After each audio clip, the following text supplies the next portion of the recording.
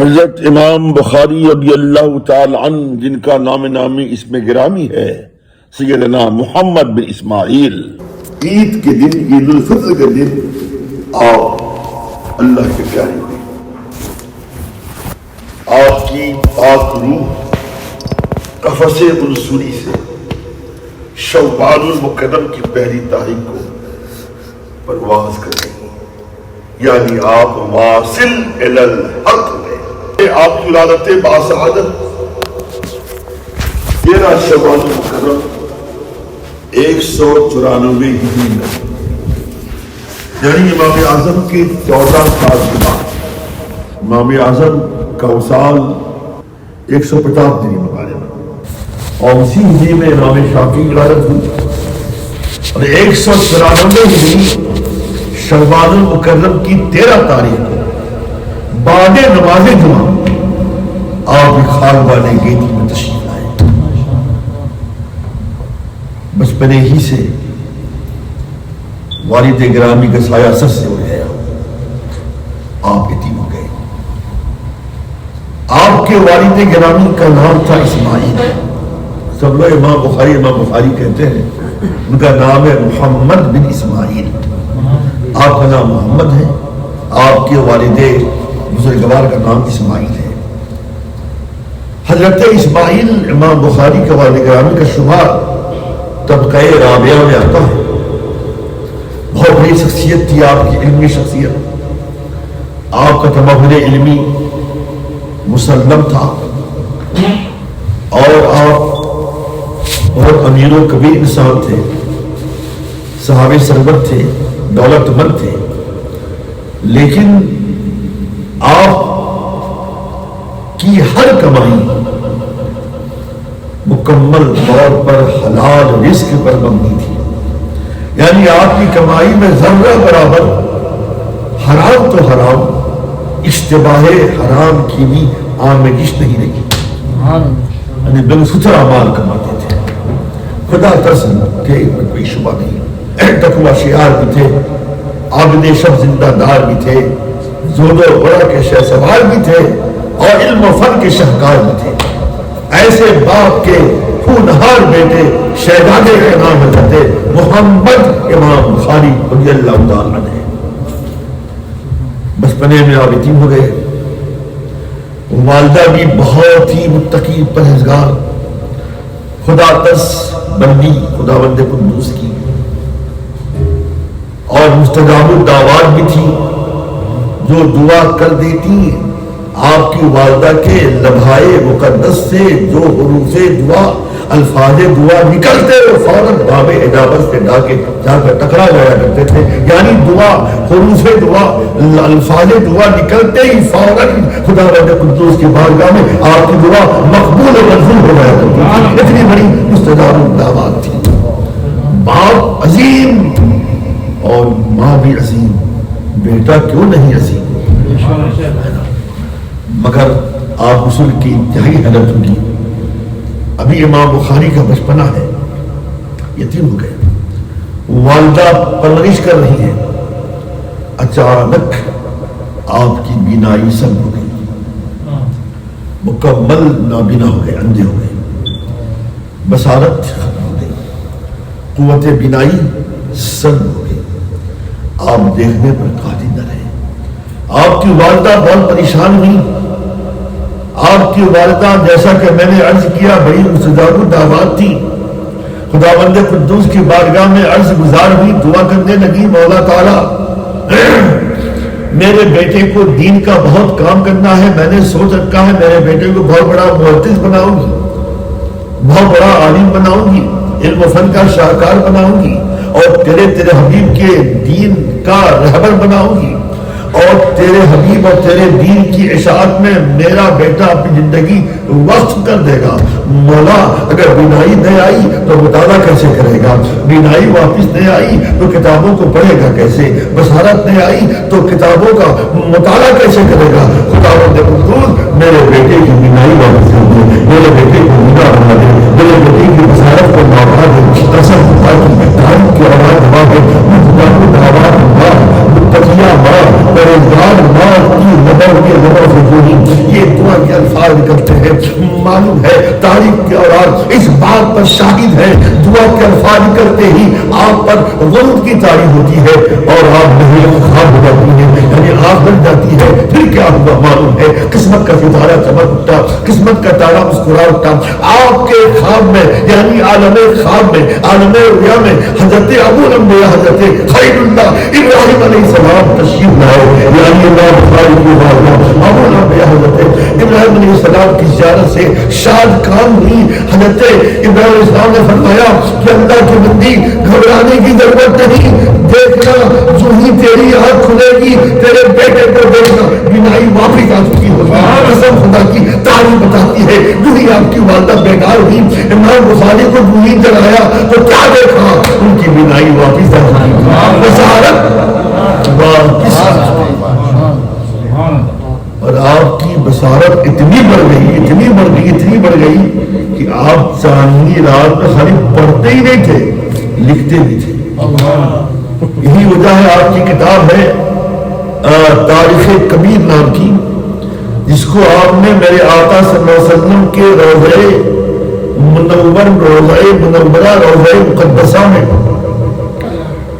تشریف فرما ہو کر چاندنی رات میں پوری کتاب لکھی. اس کتاب کا نام ہے تاریخ کبیر, اور اس وقت آپ ان میں صرف 18 سال تھی. یہ حضرت امام بخاری. اور آپ نے مدینہ پاک میں ایک کتاب اور لکھی ہے قضائے الصحابہ والتابعین, یہ بھی آپ مدینہ پاک میں لکھی. مگر تاریخ کبیر پوری کتاب آپ نے چاندنی رات میں پوری کتاب تصنیف فرمائی. آپ نے ایک تو ماں کی دعا, مسجد دعوات ماں کی دعا, اور خدا بند قدوس کے امام بخاری سے ایسا کام لینا تھا, ایسی کتاب لکھوانا مشیت کو منظور تھا, جو کتاب قرآن مقدس کے بعد سب سے زیادہ صحیح ترین کتاب کہلائے گی, اور قرآن پاک کے بعد سب سے زیادہ پڑھی جانے والی کتاب کا نام صحیح بخاری ہے نا. یہ سبحان حضرت امام محمد بن اسماعیل بخاری رضی اللہ تعالی عنہ اتنے ذہین و فطین تھے, قوت حافظہ اتنی قوی تھی اللہ کی طرف سے. درسگاہ میں جاتے تھے, اب معلوم ہے آپ خود فرماتے ہیں کہ قد کتبت ان فی ثمانیۃ نفسا, فرماتے ہیں الف ہزاروں میں 80, فرماتے ہیں میں نے 1080, ٹھیک ہے, 1080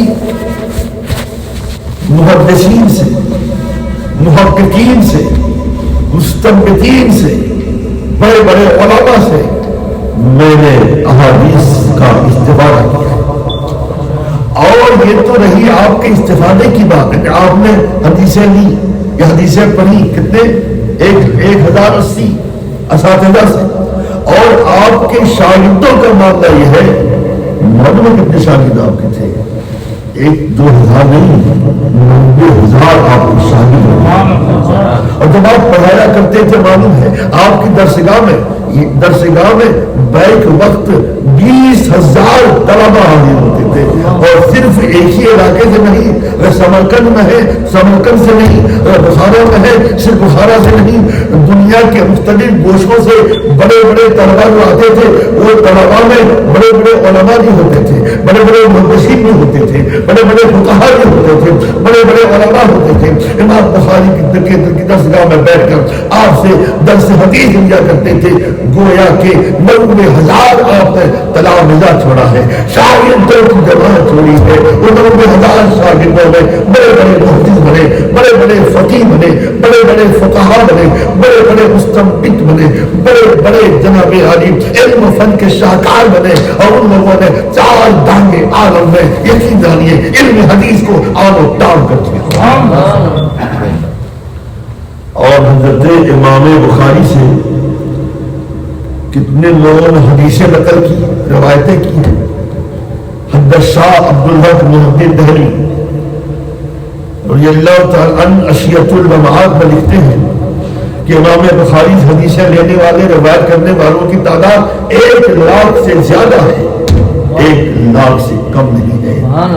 آپ سوچو 1,00,000 لوگوں نے آپ سے حدیثیں روایت کی، 90,000 طلباء نے علماء نے آپ سے حدیثوں کا درس لیا اور آپ نے 1,080 اساتذہ سے استفادہ حدیث کیا، تو معلوم کیا ہوا؟ امام بخاری اتنے بڑے محدث تھے، تبھی تو فضل خداوند قدوس کی جلوہ نمائی ایسی ہوئی کہ امام بخاری کو 1,00,000 نہیں، 2,00,000 نہیں، 6,000 حدیثیں جوانی آتی، 3,00,000 پہ سب کا علمہ ہے۔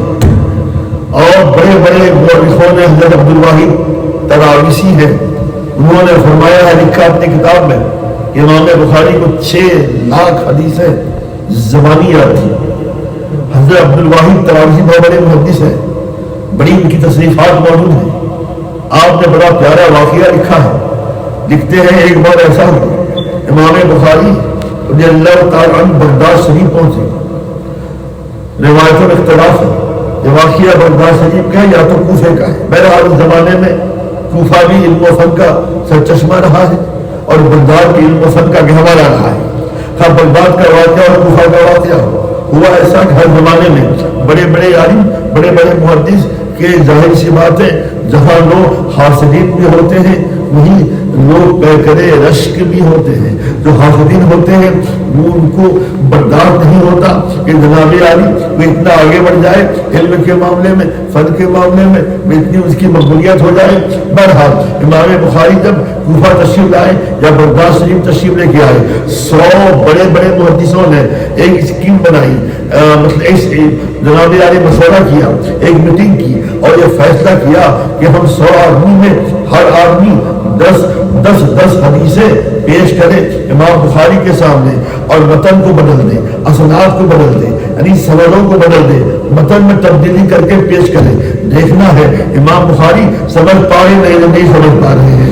اگر وہ صدقتا کہیں گے ہاں حدیث تم نے صحیح بیان کی ہے، اس کا مطلب یہ ہوا یہ محدث نہیں ہے، ان کا دھو گئے کام کا، لہذا بات کی نہیں کھل جائے گی، بات سامنے آ جائے گی، معاملہ بے نقاب ہو جائے گا۔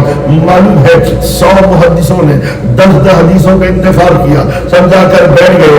دوسری روایت میں یہ ہے 10 فقہاء تھے، 10 محدث تھے، ہر محدث نے کچھ حدیثیں پیش کرنا تھی، یعنی 100 حدیثیں پیش کرنا تھی، متن کو بدل کے، سند کو بدل کر۔ معلوم ہے امام بخاری کے سامنے یہ 10 محدثین بیٹھ گئے، 10 روایت لینے کی، 10 محدث بیٹھے، ایک محدث نے 10 حدیثیں بیان کی امام بخاری کے سامنے، سندیں بدلی ہوئی ہے، متن بدلا ہوا ہے۔ دوسرے محدث نے 10 حدیثیں اور بیان کی، سندیں بدل دی، متن بدل دیا، عبارت بدل دی، لفظ یہاں کا لفظ وہاں کر دیا، بات سمجھ میں آ رہی ہے، سندیں بدل دی، راویوں کا نام بدل دیا وغیرہ وغیرہ۔ تیسرے محدث نے بھی ایسا ہی کیا، 10 حدیثیں پیش کی امام بخاری کے سامنے، سندیں بدل دی، متن بدل دیا۔ 10 محدثوں نے 10 حدیثیں سندیں بدل کر اسناد بدل کر پیش کی، اور ہر حدیث سننے کے بعد امام بخاری نے صدقتا نہیں کہا بلکہ خاموش رہے، ہوا کر سکتا، یعنی خاموش رہے، چپ رہے، چپ چاپ سنتے رہے۔ جب 10ویں محدث نے 10 حدیثیں پیش کی، یعنی کل 100 حدیثیں سندیں بدل کر، متن بدل کر، عبارتوں کو تبدیل کر کے پیش کیا گیا، امام بخاری خاموش تھے۔ اخیر میں امام بخاری نے کہا تم نے حدیثیں پیش کر دی اور مجھ سے تم 100 حدیثیں صحیح متن کے ساتھ سن رہے ہو اور صحیح سندوں کے ساتھ سن رہے ہو، یقین جان گے اس سارے محدثین قدموں پہ گر گئے، کہا مان لیا واقعی انہوں نے آپ صرف محدث نہیں بلکہ آپ امیر المومنین فی الحدیث، امیر المومنین فی الحدیث ہے۔ یہ حضرت امام بخاری ہے رضی اللہ تعالیٰ عنہ۔ جیسا کہ میں نے آپ کے سامنے بتایا حضرت امام بخاری نے ایسی کتاب لکھی۔ ابھی آپ نے منقبت پر شعر سنا ہوگا، میں نے وہ شعر پڑھا تھا نا کہ آپ حدیثیں لکھی، حدیثیں بعد تصدیق آقا، حدیث لکھتے تھے، انداز عجیب و غریب ہوتا تھا۔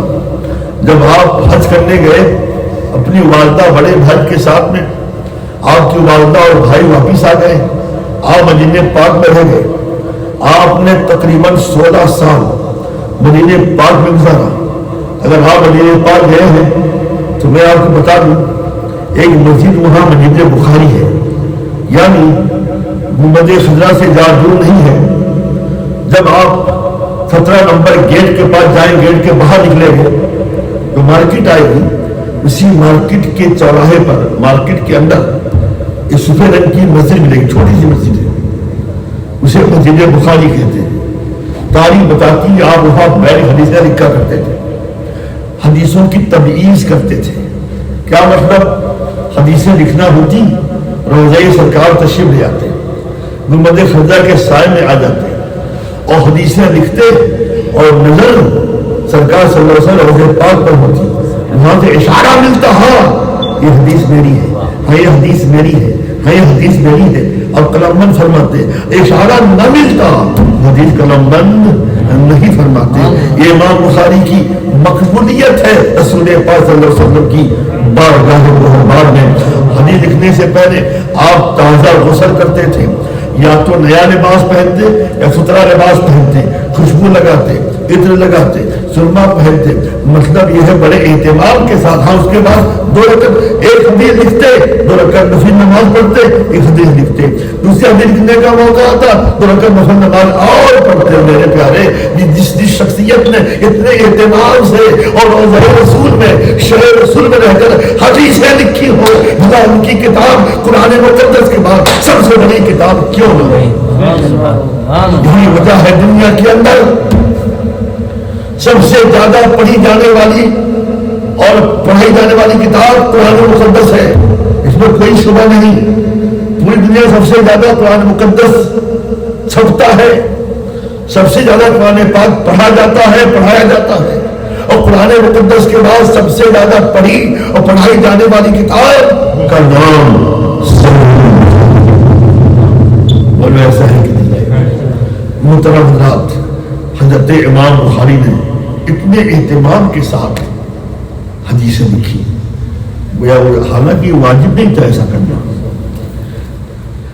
واجب فرض نہیں تھا. غسل کرے تو لکھے، ہے نا، نیا کپڑا پہنے تو لکھے، ایسا کپڑا پہنے تو لکھے،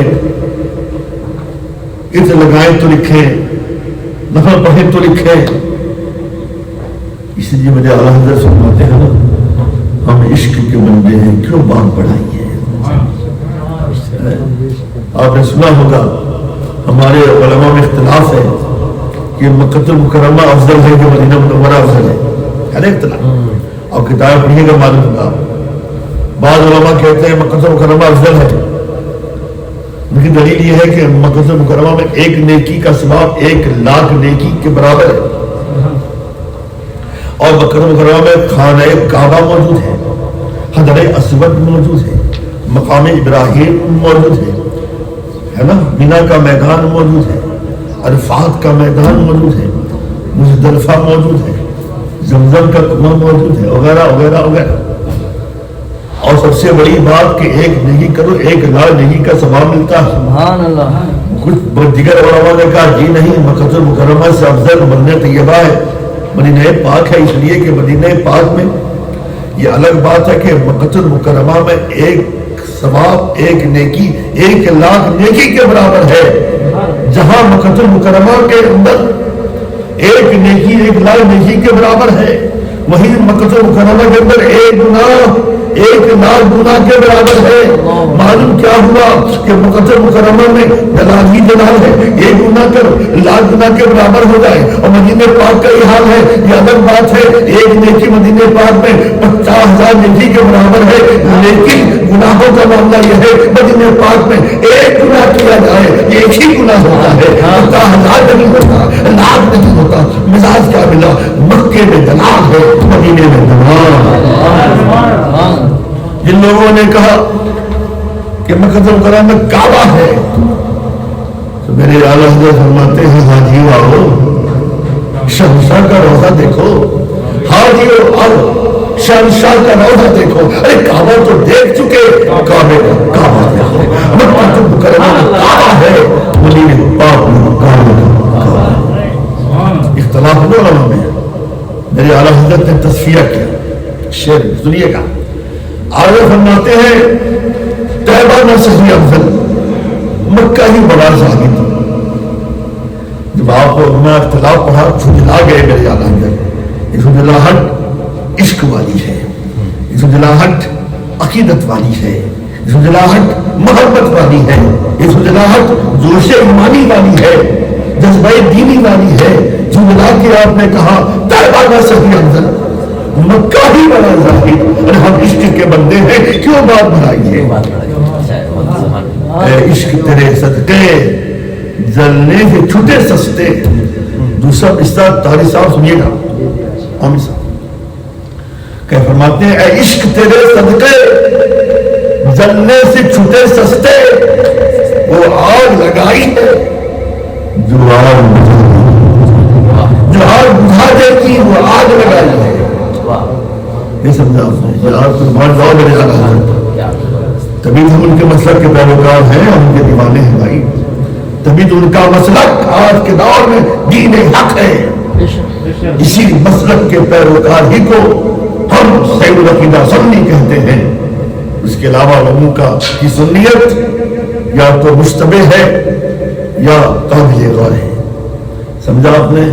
اور جو مسلک کی اعلیٰ حضرت کا پیروکار ہے اس کی سنیت میں ذرہ برابر نہ شبہ ہے نہ اس کی سنیت میں کسی قسم کا شک ہے. اس لیے سے یہ اعلیٰ حضرت ہی کا کرم ہے کہ آپ نے ہمیں دیا بنا وہابیہ رافضیوں قادیانی قادیانیوں بد مذہبوں بدعقیدوں بددینوں گستاخوں سے ہمیں محفوظ کیا, اور 2000 سے زیادہ کتابیں لکھ کر ہمارے ایمان کی حفاظت فرمائی ہے. تو کیا فرمایا آپ نے؟ بھائی مجھے بتاؤ, آگ بجھاتی ہے کہ آگ جلاتی ہے؟ بولو نا. اب آگ لگاؤ گے جلائے گی بجھائے گی؟ جلائے گی نا. آگ کا کام جلانا ہے, آگ کا کام سوزش کرنا ہے, آگ کا کام جلا دینا ہے. آگ لگاؤ گے تو آگ جلائے گی, ماسے کی تیری جلاؤ گے تو آگ جلا دے گی نا. بولو ایسا ہے کہ نہیں ہے؟ اعلیٰ حضرت کیا فرماتے ہیں؟ اے عشق تیرے صدقے, تقریر کا نام بدل گیا. اے عشق تیرے صدقے جلنے سے چھٹے سستے. یعنی اے عشق رسول ہے, میرے آقا کا عشق, میں تجھ پہ صدقے بڑھوں, قربان جاؤں, میں تجھ پہ واری جاؤں, اور تجھ پہ نثار جاؤں, تجھ پہ قربان ہو جاؤں, فدا ہو جاؤں. جلنے چھٹے سستے, یہ تیرا ہی صدقہ ہے کہ ہم جلنے سے ہو گئے, جلنے سے بچ گئے. اور ہم نے ایسی آگ, یعنی ایسی عشق رسول کی آگ لگائی ہے, یہ آگ جلاتی نہیں مگر جہنم کی آگ کو بجھا دیتی ہے, دوزخ کی آگ کو بجھا دیتی ہے. اے عشق تیرے صدقے جلنے سے چھٹے سستے, وہ آگ لگائی ہے جو آگ بجھا دے گی. ہاں تو میرے اعلیٰ حضرت نے فرمایا مکہ طیبہ نہ صحیح افضل, مکہ ہی بڑا ظاہر. ہم عشق کے بندے ہیں کہ وہ بات بڑھائی ہے. حضرت امام بخاری رضی اللہ تعالی عنہ نے پہلی بات مدینہ منورہ میں سرکار کے روضہ پاک کے سامنے, ٹھیک ہے جی, اور پھر وہ تازہ غسل کر کے اچھا لباس پہن کر خوشبو لگا پورے اہتمام کے ساتھ آپ نے حدیث کلام کی, اور سرکار کا اشارہ ہوتا اشارہ اس بات, پوزیٹیو اشارہ, کانفرمیشن والا اشارہ, ایفرمیشن والا اشارہ ہوتا. آپ کلام بند فرماتے, حدیث پاک کلام بند نہیں فرماتے. اس اہتمام سے آپ نے ہمیں بخاری شریف جیسی نعمت آپ عطا فرمائی ہے جس کا مرتبہ یہ ہے قرآن مقدس کے بعد سب سے اعلیٰ افضل اور مرتبہ بالا کتاب ہے. اب میں تبرکن بخاری شریف سے ایک ایسی حدیث پیش کروں اس کو سننے کے بعد آپ کا ہمارا ایمان تازہ ہوتا ہے. حدیث سنیے گا. عن جابر بن عبد اللہ ان النبی صلی اللہ تعالی علیہ وآلہ وسلم رقی المنبر فلما رقی الدرجة الأولى قال آمین, ثم رقی الدرجة الثانية قال آمین, ثم رقی الدرجة الثالثة قال آمین. قالوا یا رسول اللہ سمعناک تقول آمین ثلاث مرات. قال رسول اللہ صلی اللہ تعالی علیہ وسلم جاءنی جبریل وقال شقی عبد أدرك رمضان فانسلخ عنه ولم يغفر له قلت آمين. ثم قال شقي عبد أدرك والداه أو أحدهما فلم يدخلاه الجنة قلت آمين. ثم قال جبريل عليه السلام شقي عبد ذكرت عنده فلم يصلي عليه قلت آمين. ترجمہ سماعت کریں آپ. حضرت جابر بن عبداللہ، حضرت جابر روایت کرتے اپنے باپ عبداللہ سے، دونوں باپ بیٹے صحابی ہیں. حضرت عبداللہ روایت فرماتے ہیں رسول پاک صلی اللہ علیہ وسلم نے ایک بار آپ منبر پر رونق افروز ہوئے،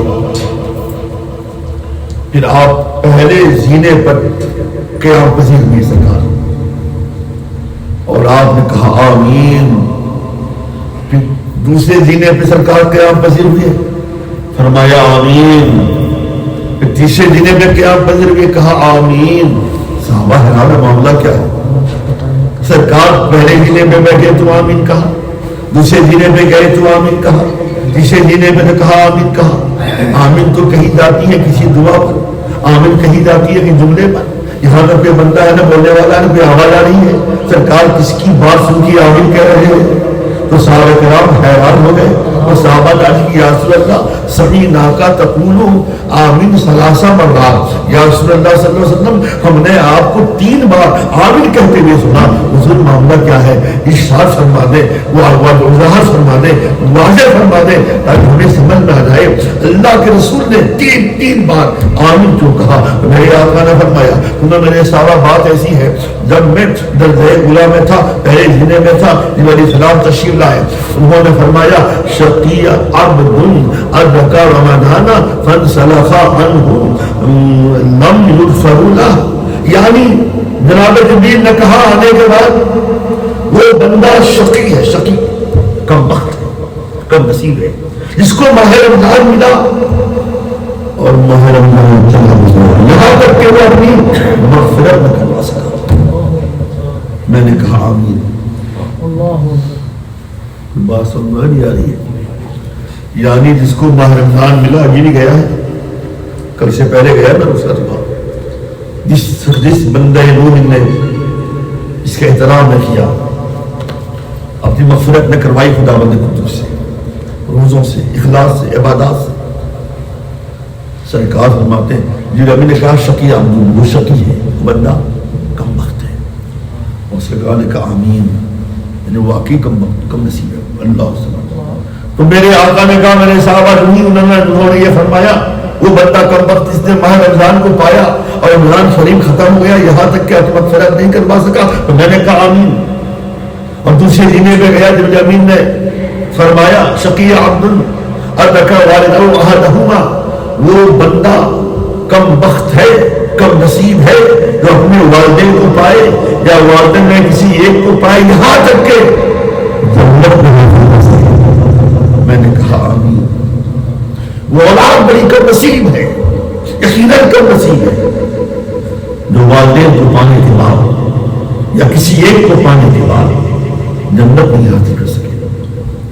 میں اکثر بولا کرتا ہوں والدین کا گستاخ، والد کا گستاخ، باپ کا گستاخ، ماں کا گستاخ یا ماں باپ کا گستاخ اتنا بڑا عالم کیوں نہ ہو، حافظ کیوں نہ ہو، قاری کیوں نہ ہو، محدث کیوں نہ ہو، فقیہ کیوں نہ ہو، پرہیزگار متقی کیوں نہ ہو، تہذیب گزار کیوں نہ ہو، آبدے سے مندہ دار کیوں نہ ہو، اگر باپ ناراض ہے، ماں ناراض ہے یا باپ ماں ناراض ہے، ہر حال میں اسے جہنم میں جانا ہوگا.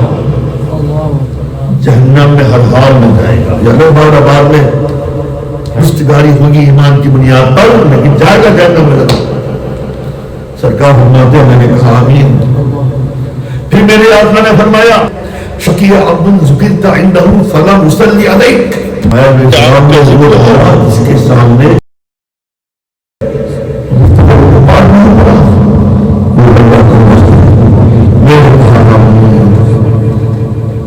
اللہ تبارک و تعالیٰ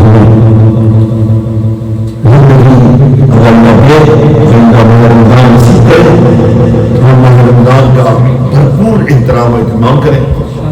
والدین ہیں یا والد ہے یا والدہ ہیں، خدمتیں کرو، جنتیں کماؤ۔ والدین سرکار نے فرمایا ہے، حدیث ہے نا، صحابی نے پوچھا ما حق الوالدین علی اولادہما، والدین کا حق اپنی اولاد پر کیا ہے؟ تو آقا نے فرمایا جہنم بھی جنت بھی ہے۔ اور سرکار کا جب بھی ذکر جمیل آئے کیا پڑھیں؟ صلی اللہ علیہ وسلم۔ وصال ہوا ہے تو خدا نے ان کو ایسا نوازا، ایسا آپ پر فضل کیا کہ آپ کے قبر انور سے آج بھی مشک کی خوشبو آتی ہے۔ اللہ تبارک و تعالی حضرت امام بخاری کے فیضان سے ہمیں سرشار فرمائے۔